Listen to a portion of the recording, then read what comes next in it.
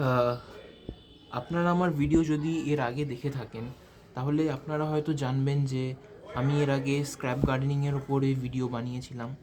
সেখানে আমি বলেছিলাম কি করে আপনারা এইরকম স্ক্র্যাপ বটলসগুলোকে কীভাবে কেটে মাটি ঢেলে কীভাবে আপনারা মানে প্লান্ট গ্রো করতে পারবেন।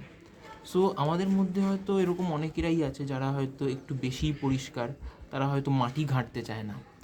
সো কিন্তু তারপরেও তাদের ইচ্ছে কী যে আমার বাড়িতে প্লান্টস থাকবে, একটু গ্রিনারি থাকবে, কিন্তু তারা মাটি ঘাঁটতে চায় না।